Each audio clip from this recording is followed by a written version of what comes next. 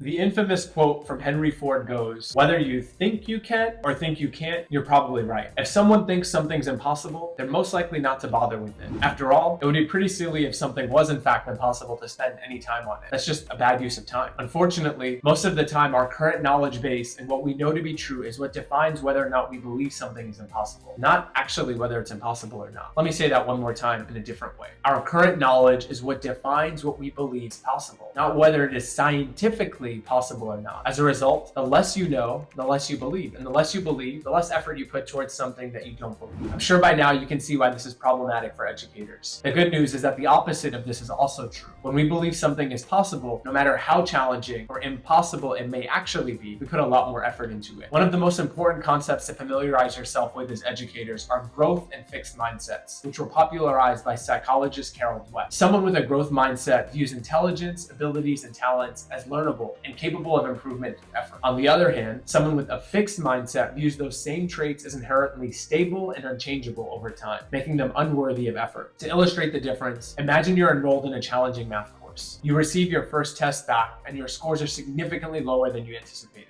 In a fixed mindset scenario, you would be crushed and discouraged. You might even throw your test paper in frustration, muttering to yourself, "I'm just not good at math. I guess I'm not cut out for this." This feeling of defeat leaves you unmotivated to continue studying because you believe your intelligence in math is fixed and unchangeable. In a growth mindset scenario, you would still be disappointed with your score, but instead you'd remain calm and determined. You would begin by reflecting and analyzing your mistakes, saying to yourself, "There are definitely some concepts I need to understand better." Shortly after, you would create a study plan, seeking help from your teacher and attending tutoring sessions. You would believe your abilities can improve with effort and dedication. As an educator, your goal is not to teach your scholars everything. Your goal is to empower them to believe they can learn anything. The time you have with your scholars will always be finite. However, their belief in themselves and their ability to learn anything is something they can carry with themselves indefinitely. When scholars adopt a growth mindset, they're more likely to actively engage in their learning by taking initiative and seeking out challenges which lead to deeper understanding of what they're learning. A growth mindset encourages persistence because scholars understand that effort and time will lead to improvement. As a result, they view failures as temporary and solvable, increasing their resilience and adaptability. More importantly, a growth mindset helps scholars develop intrinsic motivation and foster a love for learning. They're more curious and open to exploring new ideas. Fostering a growth mindset in a classroom for a scholar or ourselves doesn't just happen. We have to be intentional about it. I'm going to go through 5 strategies you can use. First, teach the concept of growth mindset. Our scholars are smart and they have the ability to learn the most complex concepts. Luckily, this one's pretty easy, and there are so many age-appropriate ways to discuss how our brains can grow and change through effort and learning, and equally as many resources to help us differentiate a lesson on the difference between a fixed and a growth mindset. Second, model a growth mindset. Remember, people will do what you do before they do what you say. This is even more true in a classroom environment. Share your experiences of overcoming challenges and learning from mistakes. For example, you could say, "I found this subject difficult too when I was younger, but I kept practicing, and now I understand it better." Third, praise effort, not just results. Specific feedback like, "I'm really impressed with how hard you worked on that project," or "You tried a lot of different strategies to solve that problem. Great job," reinforces the value of effort and persistence. Fourth, encourage risk-taking and learning from mistakes. Emphasize that mistakes are a natural part of the learning process and opportunities to grow. When a scholar makes a mistake, discuss what can be learned from it and how to approach the problem differently next time. Lastly, incorporate growth mindset language into your everyday interactions with scholars. Phrases like, "You're not there yet, but you're making great progress," or "Let's figure out what we can do differently next time," reinforce the idea that abilities can develop through effort. Let's look at 2 examples that apply some of the strategies I just shared with you. In the first example, during a math lesson, your scholar is struggling with a new concept and becomes frustrated. You can encourage a growth mindset by saying, "Math can be challenging, but you're making progress. Remember, the more we practice, the better we get. Let's try breaking the problem down into smaller steps and see where we can improve." If you know your scholar's interests, you could relate this to something they're passionate about. For instance, if they're interested in sports, you might say, "Think about your favorite athlete. They didn't become great overnight. They practiced for thousands of hours." It's the same with math. The more we practice, the better we get. You could also share a personal experience, saying, "When I first started learning to play the piano, I made a lot of mistakes, but I kept practicing, and over time, I improved." Mistakes are just part of the learning process. In the second example, you're in a reading group, and a scholar is hesitant to read aloud because they made mistakes previously previously. Reinforce a growth mindset by sharing, reading out loud can be tough, but it's how we get better. Every time you read, you're improving. Let's focus on the progress you're making, not just the mistakes. To further support them, you can show them physical strategies to help improve their reading. For example, suggest using their finger or a bookmark to follow along with the lines they're reading. Demonstrate how these tools can help them stay on the correct line and improve their focus. This practical advice, combined with their encouragement, helps build their confidence and reinforces the growth mindset. Absent an understanding of our mindset, we're bound to stunt our growth and fall short of our potential. It's important to note that fixed and growth mindsets are not absolute. In fact, we can have a fixed mindset when it comes to our academic abilities and have a growth mindset when it comes to our athletic abilities. The irony is that we believe we can learn and grow in one domain of our lives, but not in another, which couldn't be further from the truth. Remember, the goal of fostering a growth mindset is not just to enhance academic performance, but to instill a lifelong love of learning and resilience in scholars. It's about helping them recognize their potential and providing the support they need to thrive now and beyond.